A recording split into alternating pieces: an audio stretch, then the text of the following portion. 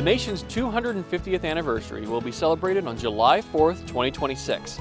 And on this Across Indiana special, we're kicking off the celebration by diving into stories rooted in the American Revolution.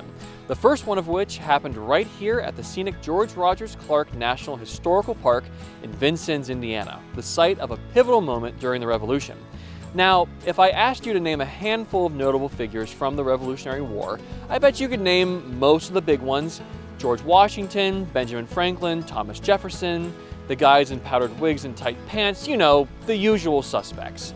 In our first story, we'll learn about a lesser-known figure who played a major role in securing this region for the patriotic cause. Across Indiana producer Kristen Remley presents the turbulent tale of the namesake for this park, George Rodgers Clark, the man who conquered the Midwest. But did he really? Today, George Rodgers Clark is celebrated as the Conqueror of the Midwest, a man who defied the British and secured the heartlands. But as a nation, our memory can be a bit selective. Commemoration is really about an image of an individual, and history is about many, many perspectives and many, many angles.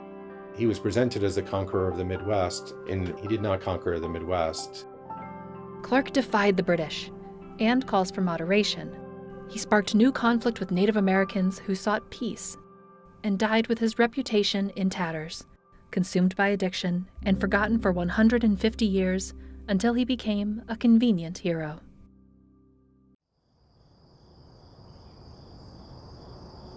George Rodgers Clark was asked to come to the Midwest, including to Indiana, during the American Revolution in order to secure forts, really, not land, not territory, but forts for the rebel cause.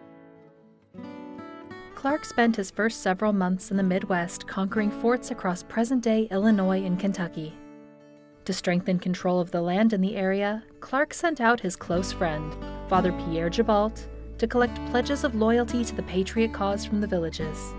Suddenly, an unassuming trading post was thrust into the war for the heartlands. That's what Vincennes was. It was just this place really in the middle of nowhere. It was very isolated and there wasn't much around it, but this was where the fur traders radiated and where native peoples came.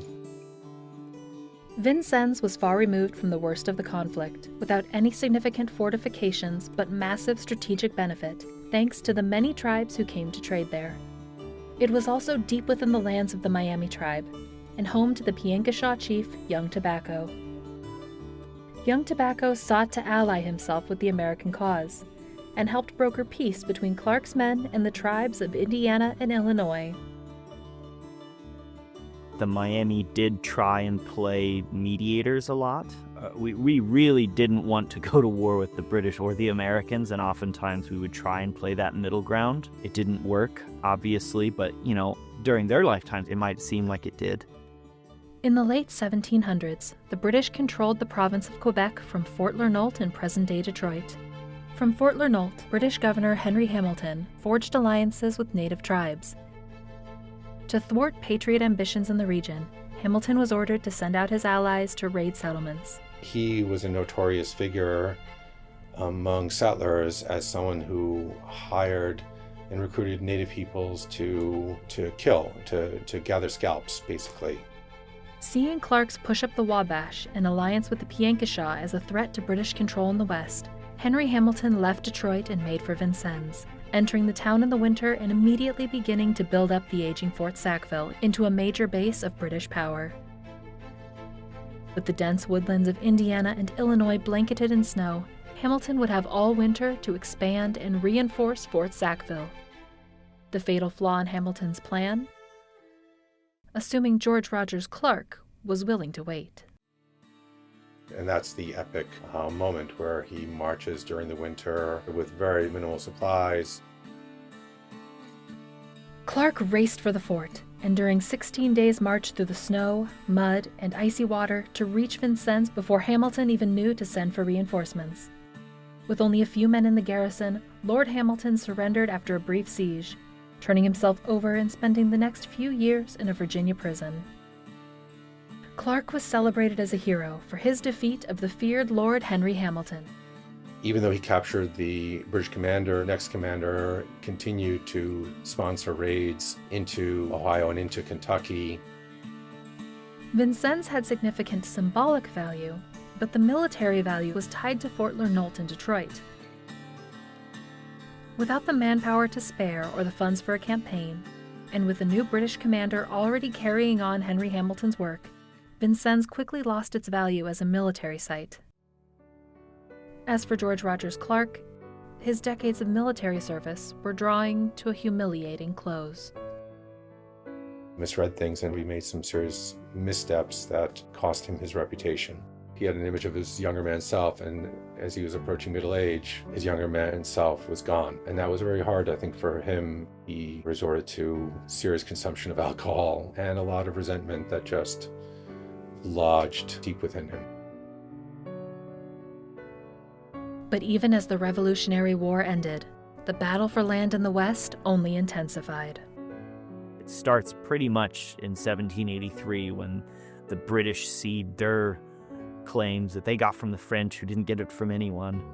We start having raids going back and forth, which is what starts what you might call the Northwest Indian Wars. We would call the Mishomalsa Wars. That's what kind of sparks that, is their need for land to sell to pay off all their war debts. To the settlers, the lands of the West were an untapped source of wealth to fill the treasury of a brand new nation. One by one, the Native American tribes were forced to cede more and more land.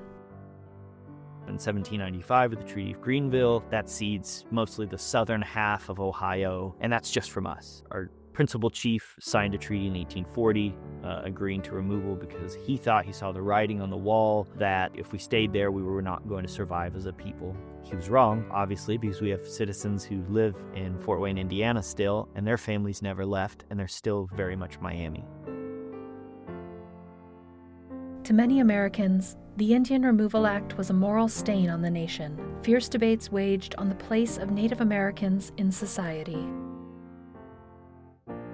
We've always had people who, viewed us as human beings who deserve respect and should be treated fairly. There's always been people like that. But that's not necessarily who gets to make the decision on these things. In 1846, the U.S. Army rounded up the Miami at gunpoint in Peru, Indiana. They were first sent to Kansas and placed on a reservation only a fraction the size of what they'd been promised. After 20 years, they were again displaced, sent next to Ottawa County, Oklahoma, where they are today. We are being forcibly removed and forcibly placated in this way, and then we're being put right next to, some of the only people we ever had generational warfare with. In that very beginning, there would have been a lot of pressure in the area. And that's not to mention the tribes that were from there that were being compressed within their own homelands. They had this vast area, and they're just being smashed down. The war over land in the West was over.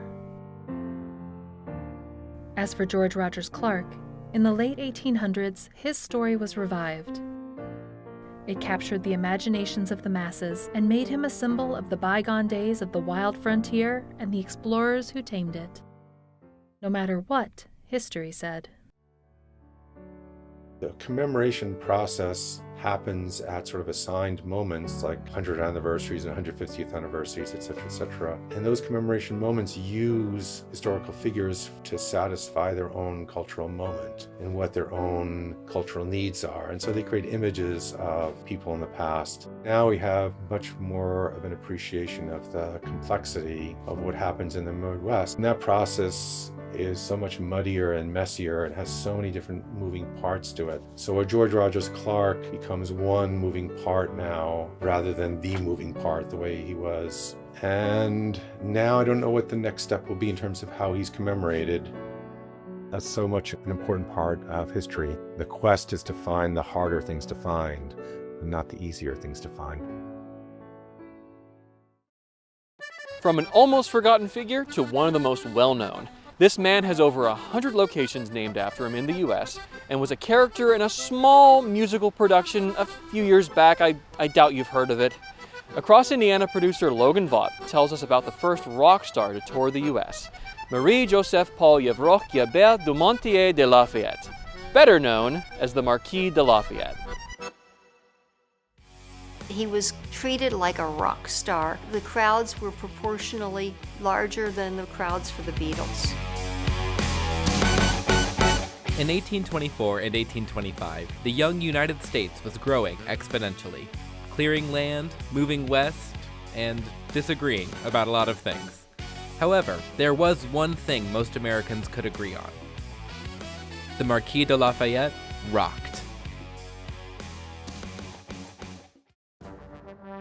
Gilbert du Motier, the Marquis de Lafayette, a hero of the American Revolution, was French.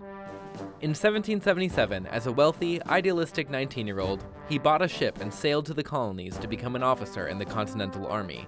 He quickly learned English, bonded with General George Washington, and became a trusted leader. He was really amazing for the American Revolution. You know, he was a human being like everybody else. He had his ups and downs, but he did some amazing things, and he was uniformly kind-hearted. And for that reason, the American troops loved him. You know, he saw them ragtag, starving, and he did something about it.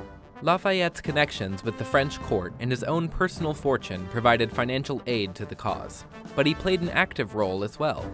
He was injured at the Battle of Brandywine, forged an important alliance with the Oneida tribe, and stayed with the troops during the long, hungry winter at Valley Forge. And finally, in 1781, alongside Alexander Hamilton and George Washington, Lafayette led the siege at Yorktown, ending the war. He was just really different than a lot of people of his era. He was a true believer in the values of the American Revolution. He argued for equal treatment and fair treatment of Native Americans, argued that slavery should be prohibited in the United States, that people should all be treated fairly. And so nearly 50 years after the end of the Revolutionary War, in 1824, at the invitation of President Monroe, 67-year-old Lafayette came back to tour all 24 states to remind the country of its founding beliefs. He was the last living general of the Revolution. James Monroe was president, and it was a rough job being president at that time because people were really divided. By that time, old divisions over things like slavery and abolition, what kind of economy the U.S. should have, how the government should manage the economy, all these old divisions were really festering. And he thought it would be a good idea to bring Lafayette, who everybody loved, and let Lafayette schmooze with people and give them something to rally around and remind them of the original values that brought them together. 50,000 people gathered at the Battery in New York City on August 16, 1824, to welcome his ship. Thousands more lined the parade route, hoping to catch a glimpse of the hero as he made his way up Broadway to City Hall. On the 25th of August, he visited an 88-year-old John Adams in Quincy, Massachusetts, and met with veterans of the war in Boston. It was a festival-like atmosphere everywhere. There was Lafayette merchandise. There were Lafayette banners. Women wore Lafayette gloves with his face printed on them. And so he was reduced to picking up people's hands and kissing his own face, which really mortified him. Throughout the fall, he was honored with parades in Philadelphia and Washington, D.C., meeting with more veterans along the way. On October 17th, he visited Mount Vernon and George Washington's tomb, where he spent an hour paying his respects to his leader. What was supposed to be a 4-month visit soon became a 13-month grand tour. Lafayette was invited to Indiana's new capital in Indianapolis, but with poor roads making the trip arduous, everyone decided Jeffersonville, across the Ohio River from the city of Louisville, would be a much better choice. On May 12th of 1825, the Marquis de Lafayette arrived in Jeffersonville to a 24-gun salute, rows of soldiers, and crowds of war veterans and well-wishers. He was escorted along the river to the Posey Mansion on Front Street and was greeted by Indiana Governor James B. Ray.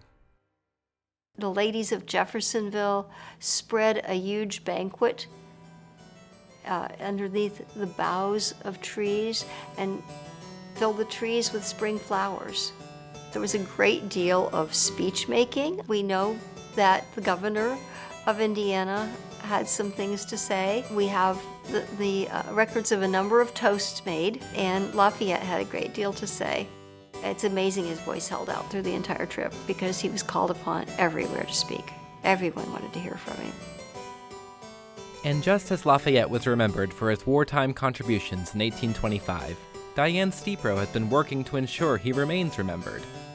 May 12, 2025 was the 200th anniversary of Lafayette's stop in Jeffersonville, a day of rediscovering the Marquis de Lafayette.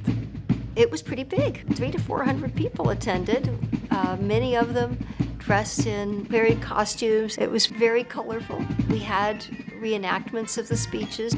The fifth graders were asked originally to perform some melody that would have been popular at the time when Lafayette visited. And they were given some choices, and they came back with, "We'd rather do the Lafayette song from Hamilton." And those little kids rapped that song, and they also gave the mayor a bit of a lecture on how important Lafayette was. They were just absolutely fabulous.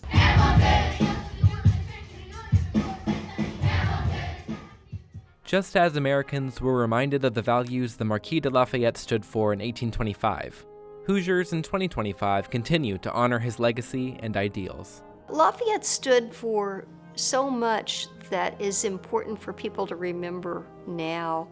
Just as it was a divided time then, it's a divided time now. Perhaps it's always a divided time, and it always seems like our own time is worse. There's a lot of lack of civil discussion, and a figure like Lafayette that reminds us of the best values of the Revolution, the idea of universal equality and religious tolerance, the idea of fair treatment of people no matter where they're from.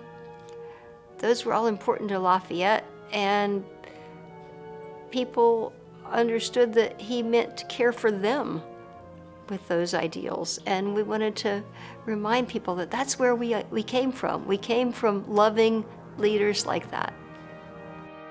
Lafayette was a true believer in the future of this country. As he said about America in a letter to his wife in 1775, "She is destined to become the safe and venerable asylum of virtue, of honesty, of tolerance, of quality, and of peaceful liberty."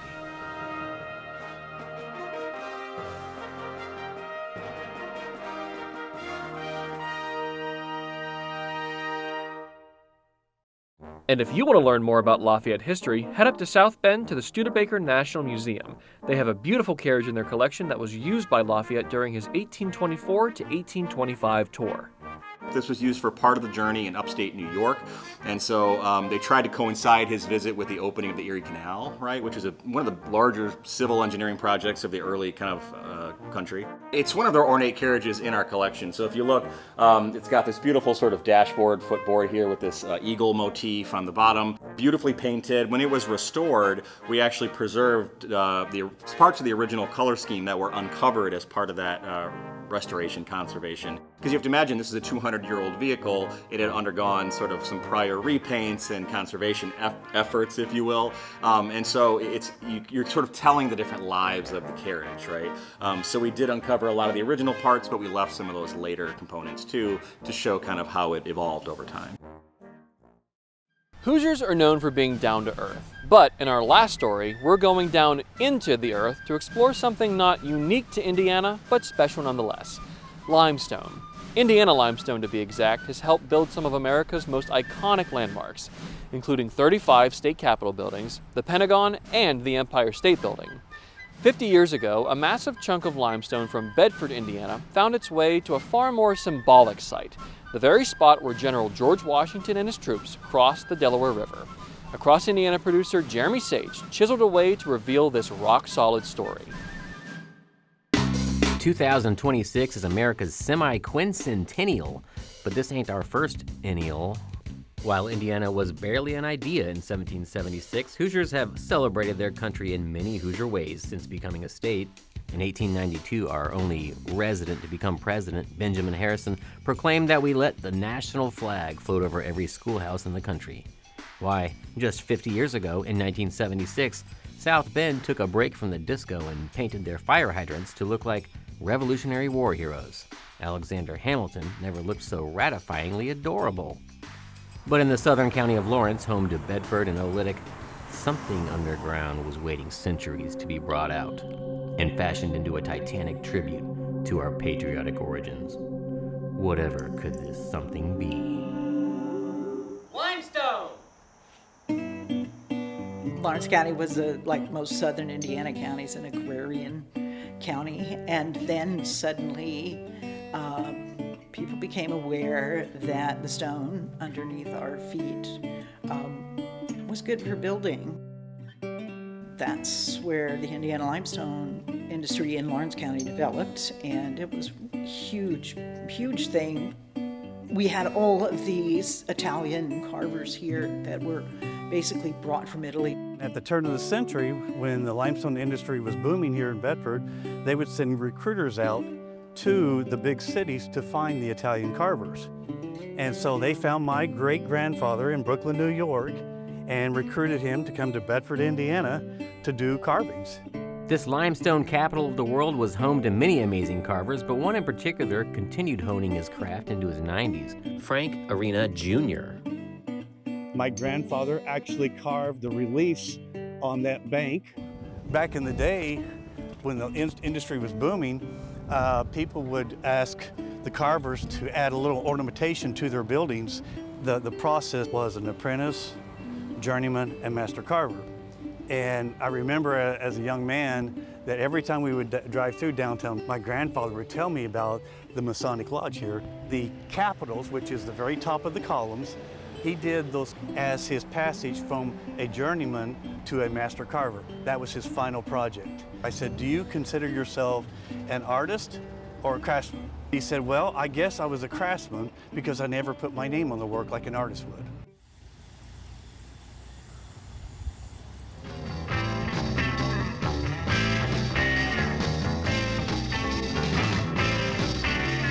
In 1973, Indiana's lieutenant governor asked, "What do you folks from Bedford intend to do to celebrate the bicentennial?"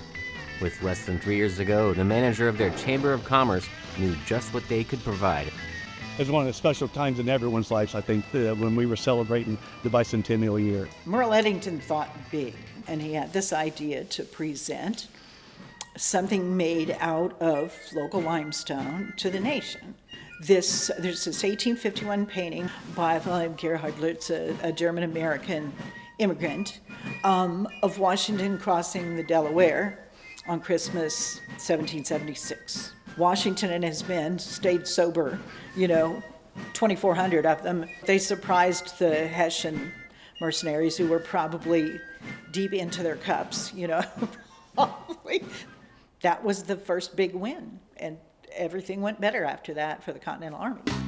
And so it was agreed to carve a life-size version of that out of local limestone. It cost about $100,000 to do, and that was raised locally, apparently. I've never seen an accounting of who gave what. It didn't matter, because that's over $500,000 now.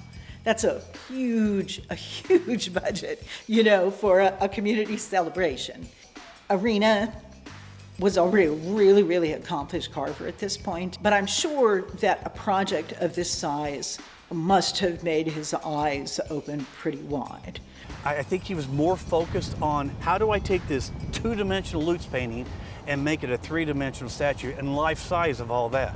Which may not sound that hard to those of us who don't know how that works, but I'm sure that was a huge challenge. He was always someone I looked up to, and I would always watch him in the basement doing his carvings as well as his models, because carvers don't just start chipping away at the stone. They use a model first. He started with a half-scale model done in clay being, as we know, cheaper than limestone. He did a boat, and he did 12 figures, one of them being George Washington, and the others being various members of the crew of that little boat. And he envisioned the ice on the Delaware River.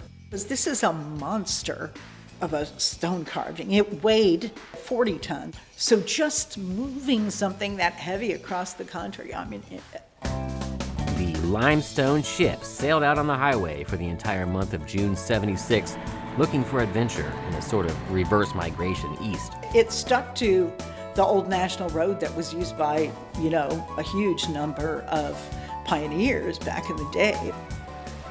First stopping in Indianapolis, then to Richmond, Indiana, over to Columbus, Ohio, Wheeling, West Virginia, Washington, Pennsylvania, Bedford, Pennsylvania, Washington, D.C., Philadelphia, and then its resting place for now half a century.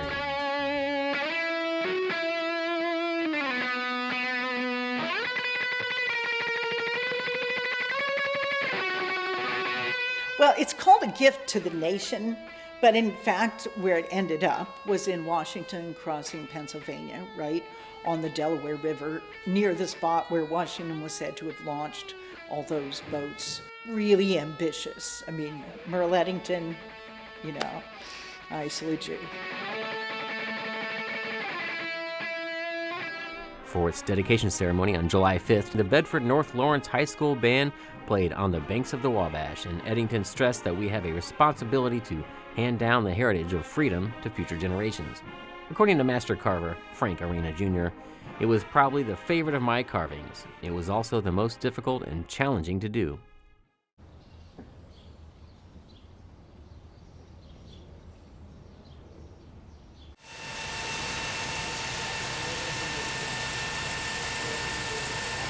Conjuring elegance from ancient stone is not a lost art. Quarries in the area are still unearthing limestone, and stonecutters are still splitting, fabricating, and carving for the many exteriors of tomorrow. As USA 250 approaches, along with fireworks, parades, and theatrical performances, Lawrence County will also dig up their 1976 time capsules. I wonder if they'll find that half-size clay model. Perhaps some bicentennial coins? If nothing else, they are bound to uncover some more local limestone, aka Indiana rocks. USA 250.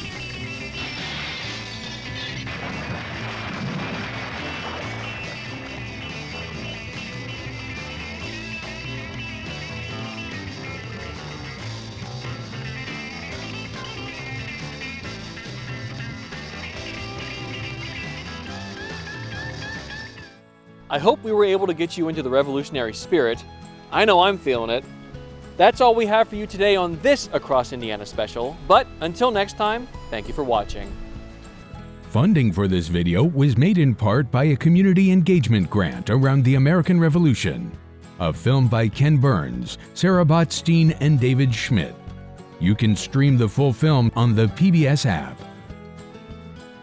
We'd like to thank the following funders: